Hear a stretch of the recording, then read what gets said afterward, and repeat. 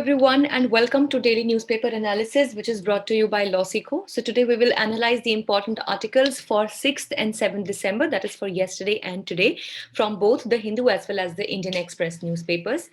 So, these are the articles. Let's have a look at them first. The first article is from the Hindu newspaper, which is from yesterday's one, which is titled as The Need to Reopen Anganwadis. So, this article talks about that in the light of COVID-19 and the lockdown that had come up, so the Anganwadis used to play an important role. And why do we need to reopen the Anganwadis? What are the important functions that need to be covered by them? Will be discussed in this article. The second one is from the Indian Express, which is from today's paper, is the Trance of Democracy. So this is in the light of the recent convening of meeting that has been brought by the US government. So which will be actually in the, to discuss the democracy. And of course, India being the largest democracy of the world holds a stake over here. So what are the prospects for India in the coming times and how India can become a better of democracy will be discussed here.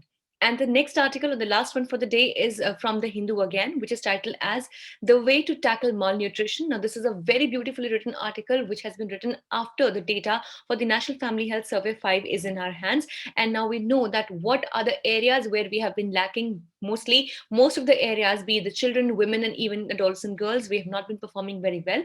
So how can we tackle malnutrition? And yet again, how Anganwadis and Asha workers play an important role here will be discussed again. This newspaper analysis is presented by me. My name is Sheva Khan. I'm a BA LLB law graduate and I had completed my law degree from Uttaranchal University in the year 2019. I completed my graduation with a gold medal in my batch. I also have been a national debater and a public speaker. And here at LawSikho, I'm working as an expert for current affairs and I'm also managing the current affairs vertical. Let's see what is the multiple choice question from the coming discussion. ICDS is a program related to, the full form will be discussed in our analysis today itself. Your options are child development, COVID vaccination, international trade, or none of the above. You can write down your answer in the comment section below. This is the descriptive question for the day. Suggest some most effective ways to tackle malnutrition in India. Also, discuss the role of Anganwadis and Asha workers. With this, let's discuss the first article from yesterday's newspaper, which talked about the need to reopen the Anganwadis. So basically, first we need to understand that what the Anganwadis are. So these are the government organized places, areas. Basically, these are the government creches that are available, wherein the couples or the mothers or, whatever the case be, can leave their children under the supervision of the Anganwadi workers who take care of these children. Meanwhile, the parents are at their jobs. So the Anganwadis have stayed closed due to the lockdown since April 2020, and Anganwadis are now finally opening up, aiming to further the cause of the ICDS, which is the Integrated Child Development Services. Now, when we talk about the ICDS in detail, basically this program not only focuses on the child development, but also talks about the pre and the postnatal requirements of the mother, which means the pregnant women as well as lactating mothers. So as it says that the child development is not only after the birth of the child, rather the proper and the most important development of the child starts meanwhile that child is in the womb of his or her mother. And keeping that in mind, the Integrated Child Development Scheme was launched on 2nd October 1975. Yes, it's a very, very old program. And that is why on 2nd October, we also celebrate or we also organize the ICDS Day. Now let's understand that how Anganwadis are crucial to child support and development. So surveys by ID Insight shows that Anganwadis were the primary source of nutrition information for the families. Now actually what happens is that the Anganwadis, they come into counseling with various families and they tell that what are the nutritional requirements of their children, the families as such, keeping in mind that these Anganwadis ultimately also play an important role in fighting against the problem of undernutrition as well as malnutrition in the country.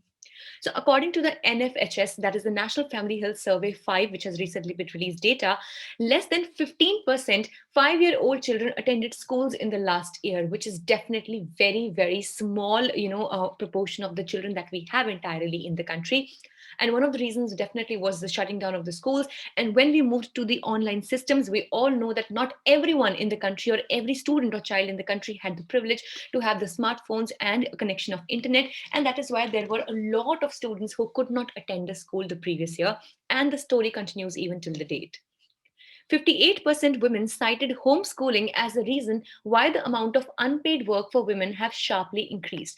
Now, in this regard, what happens is that now, since children have had to stay back at their homes because the schools had to shut down, the women also that could move out earlier, that were working or that could go out for work, now they were actually restricted at homes because now they had to take care of the children even during the time period when they earlier used to spend their time in the schools.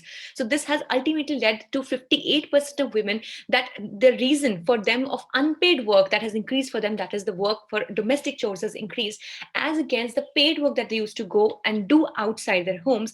That is why 58% of women have been facing this issue. And sending the children to Anganwadis will open up the time for the women, of course, to engage in work and earn for them own selves. So the National Education Policy 2020 also positions the Anganwadis at the center to universalize access to early childhood care, because it becomes very important that in this regard, the Anganwadis play an important role in not only mentally developing the child, but also providing the right kind of nutrition and the right kind of, upbringing to the child that is required if there is an, absence of the parents, or the parents have any kind of limitations with regard to that time the children spend in the Anganwadis.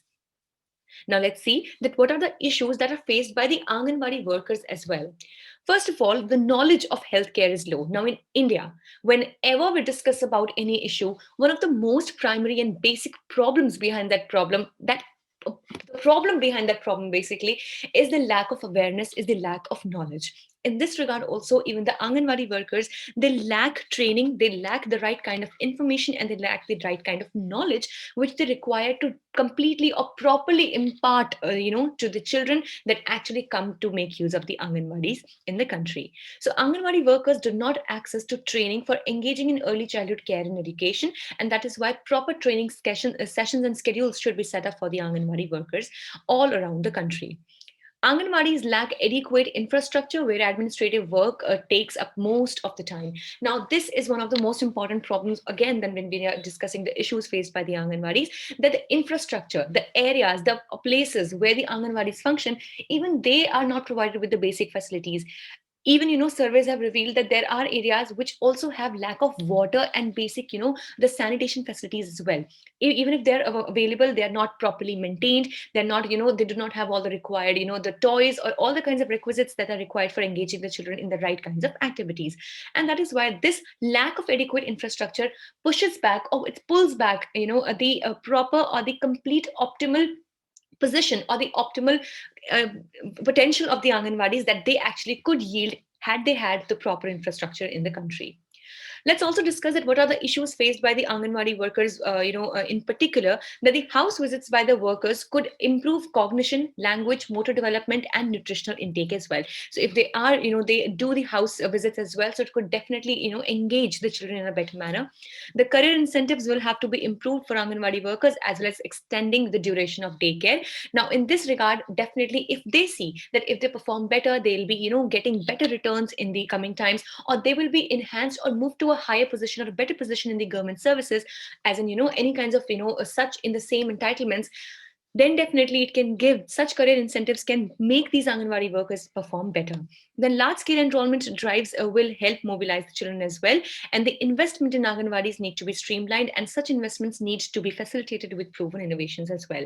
So definitely we need to move further, and we need to understand that what is the way forward, and we need to also considerate ourselves on the fact that Anganwadis indeed play a very important role in giving the children the right kind of early childhood care and education, and that is why all the prerequisites should be given to the Anganwadis. With this, let's discuss the second article for the day, which talks about Trance of Democracy. So on 9th and 10th December, US President Joe Biden will host a virtual summit for democracy with leaders of 100 countries. Yes, so that's huge, this summit is going to be. So the agenda of the meeting is to bring forth the democratic renewal and address the issues of challenging democracy collectively. Now, as we know that apart from India, a lot of other countries are also democratic, but definitely they differ in some of their natures, their kinds, and etc. But yet the basic timeline, the basic feature that they all share is being of the democracy. Now, definitely when India is the largest democracy of the world, so it definitely has a stake over here. And we need to understand what kind of democracy is India in the current situation, and how is it also perceived by the international and the global other democracies of the world. So, as we know that India is the world's largest democracy, and it has recently been described as authoritarian. Now, this is one of the biggest blots that a democracy could ever have on its, or basically on a character or in the current situation of the democracy. That even after being the world's largest democracy, it has been described as authoritarian. Now, here by authoritarian, we mean that even though we believe that the people are running the country, but yet there is some particular authority only that runs the entire country. In current situation, all of us can relate as to what it exactly is. Now, while the US calls the country partly free, the Swedish government calls India as electoral autocracy. Now, by explaining the term electoral autocracy, by electoral simply it means that we have elected, but instead of electing the democracy, what really comes out into the picture is that we have elected an autocracy, which means that few powerful people, or an individual, or few, a very small group of people actually governs the entire country, which definitely is not the spirit of democracy in the real sense. So India's democratic image has been hurt most by now. There are definitely some instances which we can, no matter what, but we cannot really, hide away or shy away from them. We will have to accept them. Firstly, was the longest internet ban in Kashmir. Now, at one side where we talk about the freedom of speech and expression, the fundamental rights and the human rights, on the other side we had the longest internet ban in Kashmir. And now, as we know, that internet itself is such an important thing for when we talk about education and speech and expression, trade and commerce, and all of these things, but yet we had to go through this. The second one is silencing the critics by subjecting them through anti-terrorism laws. Now, of course, the indefinite use of the Unlawful Activities Prevention Act, the sedition laws in the country, it's so much rampant that there are so many people who are still under trial, and yet the real, convicts turn out only to be 2 to 3% of the cases. So definitely this is something that we are trying to do, that we are trying to put down the voices of people, which is definitely against the real spirit of democracy. The third one is the failure to state to guarantee the fundamental rights. Now, of course, our constitution under articles 12 to 35 mentions the fundamental rights, but are we really, in the real sense, are we able to give these fundamental rights to the people? Definitely that needs to be thought upon, right? And even if they are given and they are violated for any cause, are we able to give them the right justice in the right time? So that is definitely one question that we need to answer and think about it in the right time as well. Then, of course, we have the anti-Muslim laws. Now these definitely this would vary for different kinds of people. Now, from one side, when we can start from the lynching, the incidences of mob lynching that are taking place so rampantly in various states of the country. On the other side, we can move to acts like the Citizenship Amendment Act that clearly they seemed to be anti-Muslim in their spirit and law as well. And finally, this article talks about the invasive high-tech surveillance like that of the Chinese government. Now, definitely, we know that a few months ago, wherein 48 to 50 apps, the Chinese apps were banned, citing national security. But this definitely is a question on the national security and the government as well. That how can any government or any country or the apps or the software, the high-tech or technology of any country be given as much of right to intervene or intrude into the essential data and information of our own country? Definitely these things are the ones that are contrary to the spirit of democracy, and that is why India has also been according to the the democracy the index as well, it has been termed as a flawed democracy, which is a big blot on the country. So according to the UNHRC, which is the Human Rights Commission, also rebuked India for using the UAPA as a means to stifle or to put down the dissent of human rights activists in Jammu and Kashmir. And the participation of the Indian Prime Minister is paradoxical, since he will have to adhere to a Western idea of democracy while claiming that it shall only subscribe to the Indian model.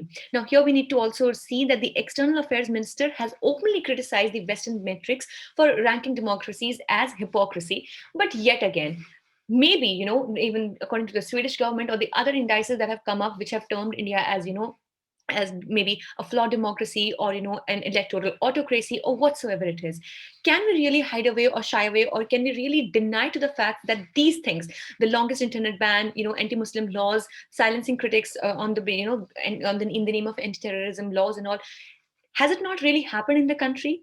If we actually can deny from this, then maybe the picture would be different. But of course, we need to think about this in the right time. So, with this view, even Taliban could advance their version of cultural relativism, since there is no normative democracy metric. So, definitely, we need to have some metrics, some international standard that needs to be touched, that should be touched by all the democracies, no matter what. So, if we talk about the geopolitical issues that can be anticipated to arise over here, America too will have to answer for throwing the Afghani democracy tumbling down while surrendering the Taliban. Now, when we know that when America finally decided to take away its military troops from Afghanistan, it definitely had a very clear idea as to what would be the next picture that would be coming up in Afghanistan. As we knew that the democratic government that was an electorally chosen democratic government, it was weak and it did not have that much of strength that it could actually, fight against the Taliban over there. And exactly this is what happened. That Taliban has taken control over the entire government and the entire country of Afghanistan, and this is perhaps one of the biggest, examples of human rights violation in the current times.